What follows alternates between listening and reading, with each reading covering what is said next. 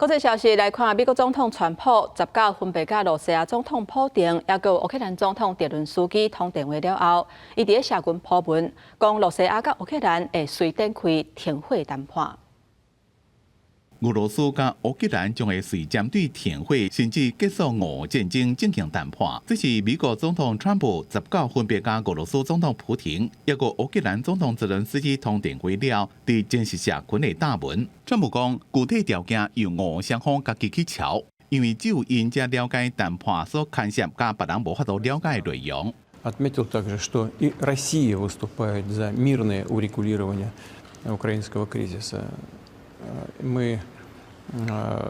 должны просто определить наиболее эффективные пути движения к миру.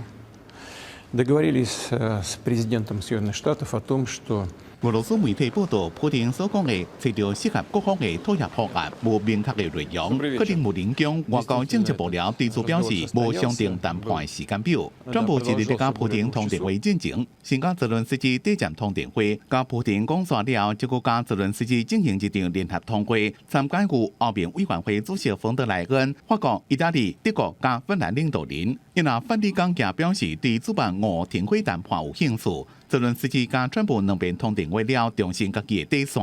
Російська сторона запропонує деякий меморандум, і я думаю, що це не буде секретом, тому що завжди ця інформація якимось чином в публічному просторі з'являється. Я думаю, що з нашого боку, після відповідних сигналів, ми,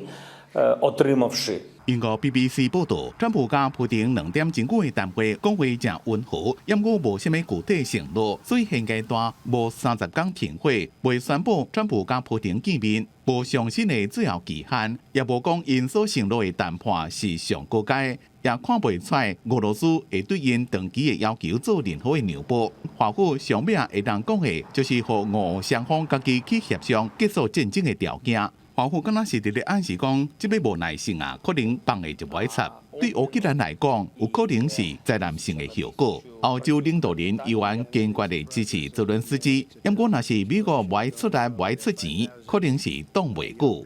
公司新闻吴文玲编写。